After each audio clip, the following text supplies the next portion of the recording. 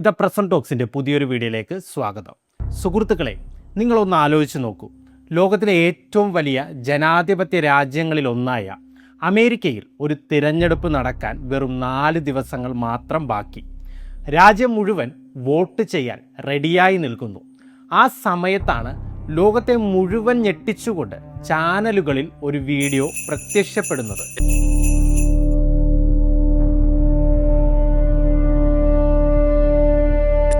Associates have been brought to destroy, capture, kill Osama bin Laden and all of the terrorists. വെറുമൊരു video ആയിരുന്നില്ല അത്.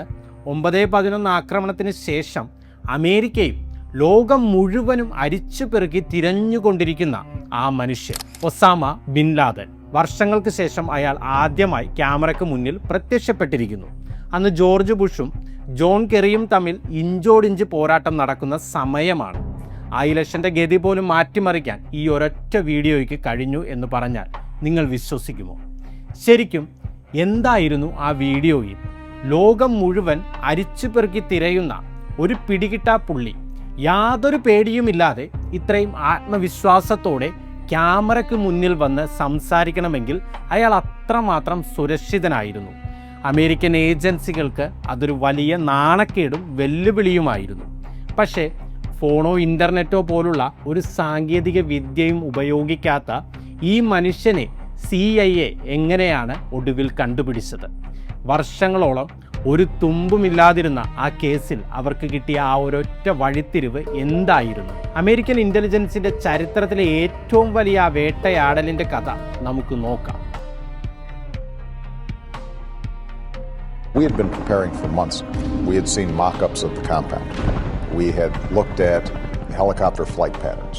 Tonight, I can report to the American people and to the world that the United States has conducted an operation that killed Osama bin Laden, the leader of Al-Qaeda. Bin ലാദന്റെ ഈ പുതിയ video കണ്ട് ലോകം മുഴുവൻ അത്ഭുതപ്പെട്ട് നിൽക്കുമ്പോൾ CIA ഓഫീസിലെ ഉദ്യോഗസ്ഥർ ദേഷ്യം കൊണ്ട് പല്ല് കടിക്കുകയായിരുന്നു. കാരണം വർഷങ്ങളായി അവർ ഇയാളുടെ പുറകെ നടക്കുകയാണ്. പക്ഷേ ഓരോ തവണയും അയാൾ അവരുടെ കയ്യിൽ നിന്ന് വഴുതി പോവുകയായിരുന്നു. സത്യം പറഞ്ഞാൽ ഇതിനു മുൻപ് ബിൻ ലാദനെ കയ്യോടെ പിടിക്കാൻ CIAക്ക് വലിയൊരു അവസരം കിട്ടിയതാണ്. അതൊന്നും മനസ്സിലാക്കാൻ നമുക്ക് കഥയുടെ കുറച്ച് പുറകോട്ട് പോകാം. 2001 അവസാന സമയം അഫ്ഗാനിസ്ഥാനിലെ നല്ല തണുപ്പുള്ള ടോറാ ബോറ എന്ന് പറയുന്ന മലനിരകൾ, അവിടുത്തെ വലിയ ഗുഹകൾക്കുള്ളിൽ ബിൻ ലാദൻ ഒളിച്ചിരിപ്പുണ്ടെന്ന് അമേരിക്കയ്ക്ക് 100% ഉറപ്പായിരുന്നു. അതുകൊണ്ട് മുകളിൽ നിന്ന് അമേരിക്കൻ വിമാനങ്ങൾ വൻതോതിൽ ബോംബുകൾ ഇട്ടു. താഴെ അവിടുത്തെ അഫ്ഗാൻ ഗോത്ര പടയാളികൾ ഓരോ ഗുഹയും കയറിയിറങ്ങി തിരഞ്ഞു. കടുത്ത യുദ്ധമായിരുന്നു അവിടെ നടന്നത്. പക്ഷേ ആ യുദ്ധമൊക്കെ കഴിഞ്ഞപ്പോൾ അമേരിക്കയ്ക്ക് എന്താണ് കിട്ടിയതെന്ന് അറിയാമോ? ഒന്നും കിട്ടിയില്ല. ബിൻ ലാദൻ അപ്പോഴേക്കും അവിടെ നിന്ന് രക്ഷപ്പെട്ടിരുന്നു. CIAയുടെ ചരിത്രത്തിലെ ഏറ്റവും വലിയ നാണക്കേടായിട്ടാണ് ഈ സംഭവം ഇന്നും അറിയപ്പെടുന്നത്. എങ്കിലും ആ യുദ്ധത്തിനിടയിൽ അവർ കുറച്ചുപേരെ ജീവനോടെ പിടികൂടിയിരുന്നു. അതിൽ ഒരാളായിരുന്നു മുഹമ്മദ് അൽ കഹ്താനി. അമേരിക്കൻ ഉദ്യോഗസ്ഥർ ചോദിച്ചപ്പോൾ അയാൾ പറഞ്ഞത് എന്താണെന്നറിയാമോ? ഞാനൊരു പാവമാണ് സാറേ, എനിക്ക് അൽ-ഖ്വയ്ദയുമായി ഒരു ബന്ധവുമില്ല, വെറുമൊരു കൗതുകത്തിന് വേട്ടയാടാൻ വേണ്ടി അഫ്ഗാനിസ്ഥാനിൽ വന്നതാണ് താനെന്ന്. എന്താണ് ഈ അൽ-ഖ്വയ്ദ? നമ്മൾ ഈ സിനിമയിലൊക്കെ കാണുന്നത് പോലെ ലോകം മുഴുവൻ വലിയ ബോംബ് സ്ഫോടനങ്ങളും ആക്രമണങ്ങളും നടത്താൻ വേണ്ടി ഒളിഞ്ഞിരുന്ന് പ്ലാൻ ചെയ്യുന്ന ലോകത്തിലെ ഏറ്റവും വലിയ ഭീകര സംഘടനകളിൽ ഒന്നാണത്. അതിൻ്റെ തലവനായിരുന്നു ഒസാമ ബിൻ ലാദൻ. അപ്പോൾ അത്രയും അപകടം പിടിച്ച ഒരു ഗ്രൂപ്പുമായി എനിക്ക് യാതൊരു ബന്ധവുമില്ലെന്നാണ് ഇയാൾ ഈ പാവം ചമഞ്ഞ് പറയുന്നത്. പക്ഷേ അയാളുടെ വിരലടയാളം പരിശോധിച്ചപ്പോൾ ഉദ്യോഗസ്ഥർ ശരിക്കും ഞെട്ടിപ്പോയി. അയാൾ പറഞ്ഞതൊക്കെ വെറും പച്ചക്കള്ളമായിരുന്നു. ആരായിരുന്നു ശരിക്കും ഈ കഹ്താനി? അയാളിൽ നിന്ന് CIAക്ക് കിട്ടിയ ആ രഹസ്യം എന്തായിരുന്നു? അയാളുടെ വിരലടയാളം പരിശോധിച്ച ഉദ്യോഗസ്ഥർ ഞെട്ടിപ്പോകാൻ കൃത്യമായ ഒരു കാരണമുണ്ടായിരുന്നു. ആ 9/11 ആക്രമണം നടക്കുന്നതിന് തൊട്ടു മുൻപുള്ള ആഴ്ചകളിൽ കയ്യിൽ നിറയെ പണവും ഒരു വൺ വേ ടിക്കറ്റുമായി ഇയാൾ അമേരിക്കയിൽ ഇറങ്ങാൻ നോക്കിയതാണ്. പക്ഷേ ഭാഗ്യമെന്ന് പറയട്ടെ, അന്ന് എയർപോർട്ടിൽ ഇമിഗ്രേഷൻ ഉദ്യോഗസ്ഥർക്ക് എന്തോ സംശയം തോന്നി അയാളെ അവിടെ നിന്ന് തന്നെ തിരിച്ചയച്ചു. അതൊരു വലിയ ദുരന്തം ഒഴിവാക്കാനുള്ള തുടക്കമായിരുന്നു എന്ന് അന്ന് ആരും അറിഞ്ഞിരുന്നില്ല. കാരണം അതൊരു ചരിത്രം മാറ്റിമറിച്ച സംഭവമായിരുന്നു. പിന്നീട് CIA നടത്തിയ അന്വേഷണത്തിലാണ് ഞെട്ടിക്കുന്ന പല വിവരങ്ങളും പുറത്തു വരുന്നത്. അന്ന് ഇയാൾ എയർപോർട്ടിൽ ഉണ്ടായിരുന്ന അതേ സമയത്ത് തന്നെ അവിടെ നിന്ന് ദുബായിലേക്ക് ഒരു അൽ-ഖ്വയ്ദ നമ്പറിലേക്ക് ആരോ ഫോൺ ചെയ്തിട്ടുണ്ട്. രഹസ്യാന്വേഷണ ഏജൻസികൾ പണ്ടേ നിരീക്ഷിച്ചു കൊണ്ടിരുന്ന ഒരു നമ്പറായിരുന്നു അത്. അതോടെ അന്വേഷണം അവർ ഒന്നുകൂടി ഉഷാറാക്കി. അവിടുത്തെ CCTV ദൃശ്യങ്ങൾ മുഴുവൻ അരിച്ചുപെറുക്കിയ FBI ഉദ്യോഗസ്ഥർ ഒടുവിൽ ആ കാഴ്ച കണ്ടു. ആരായിരുന്നു അവിടെ വന്നിരുന്നത് എന്നറിയാമോ? സാക്ഷാൽ മുഹമ്മദ് അത്ത. വേൾഡ് ട്രേഡ് സെന്ററിൽ വിമാനം ഇടിച്ചു കയറ്റിയ ആ പ്രധാന പ്രതി. അത്ത അന്ന് എയർപോർട്ടിൽ വന്നത് ഇവിടുന്ന് തിരിച്ചയച്ച ഈ കഹ്താനിയെ കൂട്ടിക്കൊണ്ടു പോകാൻ വേണ്ടിയായിരുന്നു. അവിടെയാണ് നമ്മളൊരു കാര്യം മനസ്സിലാക്കേണ്ടത്. 9/11 ആക്രമണത്തിൽ ആകെ 4 വിമാനങ്ങളാണ് ഭീകരർ തട്ടിയെടുത്തത്. അതിൽ 3 വിമാനങ്ങളും അവർ ഉദ്ദേശിച്ച സ്ഥലങ്ങളിൽ തന്നെ കൊണ്ടുപോയി ഇടിപ്പിച്ചു. എന്നാൽ 4ാമത്തെ വിമാനമായ യുണൈറ്റഡ് എയർലൈൻസ് ഫ്ലൈറ്റ് 93 മാത്രം അവർക്ക് ലക്ഷ്യസ്ഥാനത്ത് എത്തിക്കാൻ കഴിഞ്ഞില്ല. മറ്റു 3 വിമാനങ്ങളിലും 5 ഭീകരന്മാർ വീതം ഉണ്ടായിരുന്നു. എന്നാൽ ഈ 4ാമത്തെ വിമാനത്തിൽ മാത്രം വെറും 4 ഭീകരന്മാർ മാത്രമേ ഉണ്ടായിരുന്നുള്ളൂ. അവിടുത്തെ ആ 5ാമത്തെ മനുഷ്യൻ ആകേണ്ടിയിരുന്ന ആളായിരുന്നു ഈ കഹ്താനി. നിങ്ങളൊന്ന് ആലോചിച്ച് നോക്കൂ, 5 പേർ ചേർന്ന് ഒരു വിമാനം നിയന്ത്രിക്കുന്നതും 4 പേർ ചേർന്ന് നിയന്ത്രിക്കുന്നതും തമ്മിൽ വലിയ വ്യത്യാസമുണ്ടല്ലോ. ഈ വിമാനത്തിൽ ഭീകരന്മാരുടെ എണ്ണം കുറവാണെന്ന് മനസ്സിലാക്കിയ ധീരന്മാരായ യാത്രക്കാർ ഒന്നിച്ചു ചേർന്ന് അവർക്കെതിരെ തിരിച്ചടിച്ചു. കോക്പിറ്റിലേക്ക് ഇരച്ചു കയറാൻ നോക്കിയ യാത്രക്കാരുമായി ഭീകരർ കടുത്ത പോരാട്ടം നടത്തി. ഒടുവിൽ ലക്ഷ്യസ്ഥാനമായ വാഷിങ്ടണിലേക്ക് വിമാനം തിരിച്ചുവിടാൻ കഴിയില്ലെന്ന് ഉറപ്പായപ്പോൾ ഭീകരർ ആ വിമാനം പെൻസിൽവാനിയയിലെ ഒരു വിജനമായ പാടത്തേക്ക് ഇടിച്ചിറക്കുകയായിരുന്നു. ഒരുപക്ഷെ അന്ന് ഇമിഗ്രേഷൻ ഉദ്യോഗസ്ഥർ കഹ്താനിയെ തിരിച്ചയച്ചില്ലായിരുന്നുവെങ്കിൽ അയാളും ആ വിമാനത്തിൽ ഉണ്ടാകുമായിരുന്നു. ഭീകരരുടെ എണ്ണം 5 ആകുമ്പോൾ അവർക്ക് യാത്രക്കാരെ കൂടുതൽ എളുപ്പത്തിൽ തോക്കിൻ മുനയിൽ നിർത്താൻ കഴിഞ്ഞേനെ. ആ വിമാനം നേരെ പോയി അമേരിക്കൻ പാർലമെൻറ്റിലോ വൈറ്റ് ഹൗസിലോ ഇടിച്ചു കയറി ദുരന്തത്തിൻ്റെ ആ ആക്കം കൂട്ടിയേനെ. അതുകൊണ്ടാണ് ഞാൻ പറഞ്ഞത്, കഹ്താനിയെ അന്ന് എയർപോർട്ടിൽ വെച്ച് തിരിച്ചയച്ച ആ ഒരൊറ്റ സംഭവം ചരിത്രത്തെ തന്നെ മാറ്റിമറിച്ച ഒന്നായിരുന്നുവെന്ന്. ഇങ്ങനെ പിടിക്കപ്പെട്ട കഹ്താനിയിൽ നിന്നാണ് അൽ-ഖ്വയ്ദ എന്ന സംഘടന നമ്മൾ വിചാരിക്കുന്നത് പോലെ അല്ല പ്രവർത്തിക്കുന്നതെന്ന് CIAക്ക് മനസ്സിലാകുന്നത്. അവരുടെ ഉള്ളറകളിലെ വലിയ രഹസ്യങ്ങൾ ഓരോന്നായി പുറത്തു വരാൻ തുടങ്ങിയത് ഇവിടെ നിന്നാണ്. അങ്ങനെ കഹ്താനിയിൽ നിന്ന് തുടങ്ങിയ ആ നൂലറ്റങ്ങൾ ഒടുവിൽ ചെന്നെത്തിയത് അബൂ സുബൈദയിലേക്കും പിന്നീട് ആ 9/11 ആക്രമണത്തിൻ്റെ മെയിൻ മാസ്റ്റർ മൈൻഡായ ഖാലിദ് ഷെയ്ഖ് മുഹമ്മദിലേക്കും ഒക്കെയായിരുന്നു. പക്ഷേ ഇതിനിടയിൽ എവിടെയോ ആരും വലിയ വില കൊടുക്കാതെ പോയ ഒരു പേരുണ്ടായിരുന്നു, അബു അഹമ്മദ് അൽ കുവൈത്തി. ആദ്യം CIA ഉദ്യോഗസ്ഥർക്ക് ഈ പേര് അത്ര വലുതായിട്ടൊന്നും തോന്നിയില്ല. പക്ഷേ ബിൻ ലാദനെ ഇത്രയും കാലം പിടിക്കാൻ കഴിയാത്തതിൻ്റെ ശരിക്കുള്ള കാരണം അവർക്ക് മനസ്സിലായത് അപ്പോഴാണ്. നമ്മളൊക്കെ വിചാരിക്കുന്നത് പോലെ ബിൻ ലാദൻ മൊബൈൽ ഫോണോ ഇൻ്റർനെറ്റോ ഒന്നും ഉപയോഗിക്കുന്നേയില്ല. പകരം തൻ്റെ സന്ദേശങ്ങൾ പുറം ലോകത്തേക്ക് എത്തിക്കാൻ അദ്ദേഹം വിശ്വസ്തരായ ചില ആൾക്കാരെ മാത്രമാണ് ആശ്രയിച്ചിരുന്നത്. ഇതിനെയാണ് കുറിയർ നെറ്റ്വർക്ക് അല്ലെങ്കിൽ ദൂത ശൃംഖല എന്ന് പറയുന്നത്. ഈ ശൃംഖലയുടെ തലപ്പത്തുള്ള ഒരാളെ പൊക്കിയാൽ മാത്രമേ ലാദനിലേക്ക് എത്താൻ പറ്റൂ എന്ന് CIAക്ക് ഉറപ്പായി. അങ്ങനെ ഇരിക്കെയാണ് 2004 ഹസൻ ഗുൽ എന്ന് പറയുന്ന ഒരാൾ കുർദിഷ് സേനയുടെ പിടിയിലാകുന്നത്. അയാളെ തടഞ്ഞു നിർത്തി പരിശോധിച്ചപ്പോൾ അയാളുടെ കയ്യിൽ നിന്നും ഒരു കത്ത് കിട്ടി. അത് സാക്ഷാൽ ബിൻ ലാദന് കൊടുക്കാൻ വേണ്ടി കൊണ്ടുപോയ രഹസ്യ കത്തായിരുന്നു. ഈ ഹസൻ ഗുലിനെ CIA ചോദ്യം ചെയ്തപ്പോഴാണ് അവർ ശരിക്കും ഞെട്ടിപ്പോയ ആ വിവരം പുറത്തു വരുന്നത്.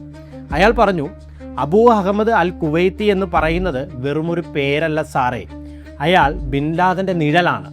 പുറം ലോകവുമായി ബിൻ ലാദനെ ബന്ധിപ്പിക്കുന്ന ഒരേ ഒരു കണ്ണി അയാളാണ്. പക്ഷേ ഇവിടെയാണ് ഈ കഥയിലെ ഏറ്റവും വലിയ ട്വിസ്റ്റ്. ഇതിനു മുൻപ് CIA പിടികൂടിയ വലിയ നേതാക്കളായ ഖാലിദ് ഷെയ്ഖ് മുഹമ്മദിനോടും അബൂ ഫറജ് അൽ ലിബിയോടുമൊക്കെ ഈ കുവൈത്തിയെ പറ്റി ചോദിച്ചപ്പോൾ അവർ കൈമലർത്തി കളഞ്ഞു. അയാൾ അത്ര പ്രധാനപ്പെട്ട ആളൊന്നുമല്ല, അയാൾ പണ്ടേ ഈ പണിയൊക്കെ നിർത്തിപ്പോയതാണ് എന്നായിരുന്നു അവരുടെ മറുപടി. നിങ്ങളൊന്ന് ചിന്തിച്ചു നോക്കൂ, പിടിക്കപ്പെട്ട വലിയ വലിയ നേതാക്കളെല്ലാം ഒരേപോലെ ഒരാളെക്കുറിച്ച് കള്ളം പറയണമെങ്കിൽ അതിൻ്റെ അർത്ഥം എന്താണ്? CIAക്ക് ഒരു കാര്യം 100% ഉറപ്പായി. ഈ കുവൈത്തി എന്ന് പറയുന്ന മനുഷ്യനിലാണ് ബിൻ ലാദൻ്റെ ജീവൻ ഒളിപ്പിച്ചിരിക്കുന്നത്. അൽ-ഖ്വയ്ദയുടെ തലപ്പത്തുള്ളവർ ഇത്രയധികം കള്ളം പറഞ്ഞ് സംരക്ഷിക്കുന്ന ആ മനുഷ്യൻ ശരിക്കും എവിടെയാണ്? ലോകത്തിലെ ഏറ്റവും വലിയ സുരക്ഷാ ഏജൻസികൾ മുഴുവൻ പിന്നീട് ആ ഒരൊറ്റ ചോദ്യത്തിന് പിന്നാലെയായി. അവിടെ നിന്ന് കഥ കൂടുതൽ സങ്കീർണമാവുകയാണ്. CIA കയ്യിലുണ്ടായിരുന്ന ഹംബാലി എന്ന മറ്റൊരു തടവുകാരൻ പറഞ്ഞത് എന്താണെന്നോ?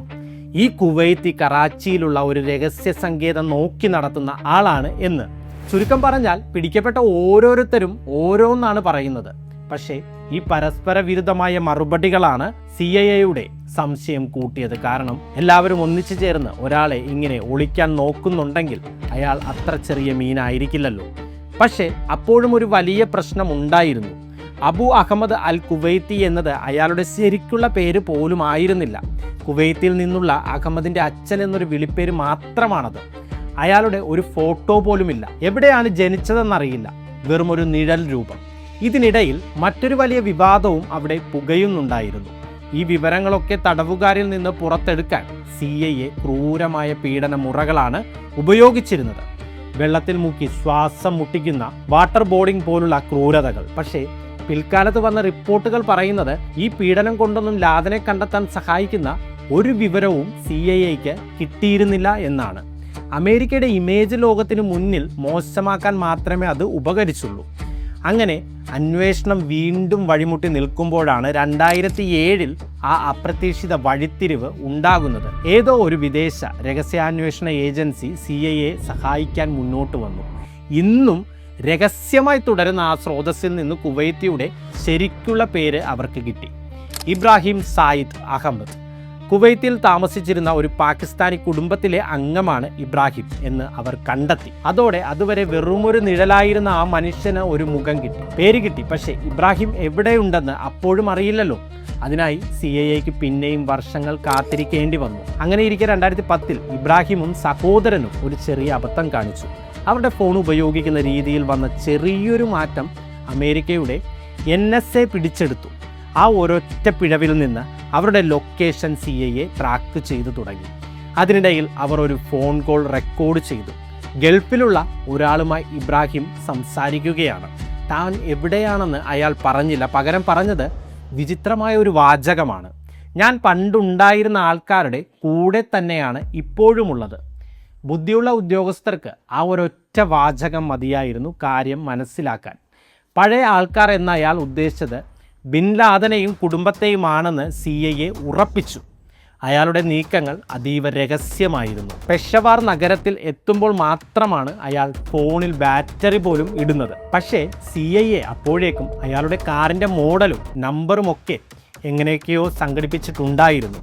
അങ്ങനെ 2010 ഓഗസ്റ്റിൽ പെഷവാറിലെ വണ്ടികളും ആളുകളും നിറഞ്ഞ ഒരു തിരക്കേറിയ മാർക്കറ്റിലൂടെ ഇബ്രാഹിം തൻ്റെ വെള്ള സുസൂക്കി വിറ്റാര ജീപ്പ് ഓടിച്ചു പോവുകയായിരുന്നു. ആ സമയത്താണ് അവിടെ ഒളിഞ്ഞു നിന്നിരുന്ന പാകിസ്ഥാനിലെ അമേരിക്കയുടെ ഒരു CIA ചാരൻ ഈ വണ്ടി കൃത്യമായി തിരിച്ചറിയുന്നത്. അവിടെ നിന്ന് രഹസ്യമായി അയാളെ പിന്തുടർന്ന ഏജന്റുമാർ എത്തിയത് എവിടെയാണെന്നോ?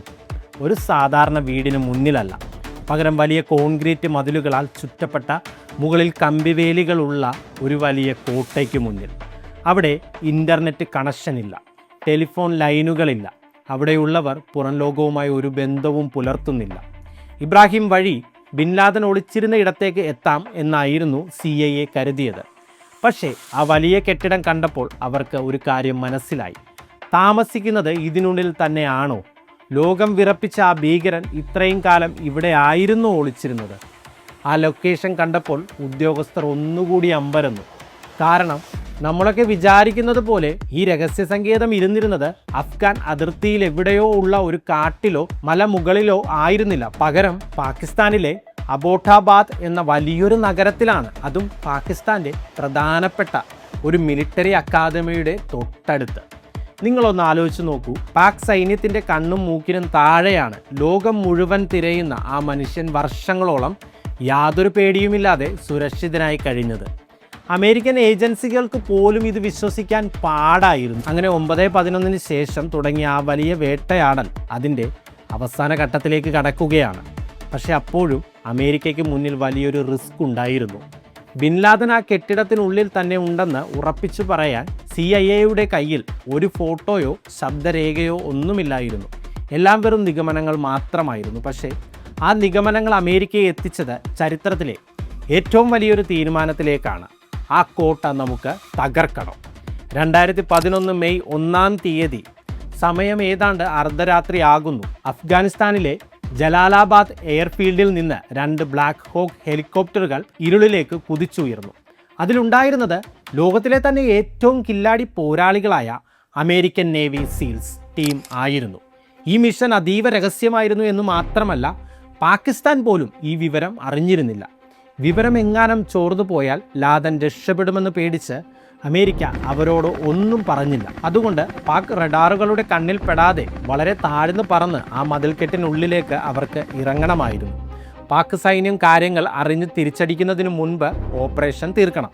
അങ്ങ് വാഷിങ്ടണിലെ വൈറ്റ് ഹൗസിൽ ഇരുന്നു കൊണ്ട് സാക്ഷാൽ ബറാക് ഒബാമയും സംഘവും ശ്വാസമടക്കി പിടിച്ച് ഈ ദൃശ്യങ്ങൾ തത്സമയം കാണുന്നുണ്ട്. പക്ഷേ ഒരു ഹെലികോപ്റ്ററിൻ്റെ നിയന്ത്രണം തെറ്റി അത് താഴേക്ക് പതിച്ചു. മിഷൻ അവിടെ വെച്ച് പാളുമോ എന്ന് എല്ലാവരും ഭയന്ന നിമിഷം. പക്ഷേ ആ വലിയ പ്രതിസന്ധിയിലും തളരാതെ നേവി സീൽസ് മുന്നോട്ട് നീങ്ങി. അടുത്ത കുറച്ചു മിനിറ്റുകൾക്കുള്ളിൽ ആ മതിൽക്കെട്ടിനുള്ളിൽ നടന്നത് ചരിത്രത്തിലെ ഏറ്റവും വലിയ സൈനിക നീക്കങ്ങളിൽ ഒന്നായിരുന്നു. ഒടുവിൽ ഒരു പതിറ്റാണ്ട് നീണ്ട ആ വലിയ കാത്തിരിപ്പിന് അവിടെ ശുഭപര്യവസാനമായി. ബിൻ ലാദന്റെ അന്ത്യം ലോകത്തെ അറിയിച്ചുകൊണ്ട് അന്ന് രാത്രി വൈറ്റ് ഹൗസിൽ നിന്ന് ഒബാമ സംസാരിക്കുമ്പോൾ അത് ലോകത്തെ തന്നെ ഏറ്റവും വലിയ വാർത്തയായിരുന്നു. പക്ഷേ ഇന്നും ബാക്കിയാകുന്ന ചില ചോദ്യങ്ങളുണ്ട്. സുഹൃത്തുക്കളെ, ലോകത്തിലെ ഏറ്റവും സുരക്ഷിതമായ ഒരു മിലിറ്ററി ഏരിയയിൽ വർഷങ്ങളോളം ബിൻ ലാദൻ എങ്ങനെ ആരുടെയും കണ്ണിൽപ്പെടാതെ ഒളിച്ചു താമസിച്ചു? ആ മതിൽക്കെട്ടിനുള്ളിൽ ശരിക്കും അന്ന് രാത്രി എന്താണ് സംഭവിച്ചത്? ഇന്നും അമേരിക്ക പുറത്തുവിടാത്ത ചില രഹസ്യങ്ങൾ ആ ഓപ്പറേഷന് പിന്നിലുണ്ടോ?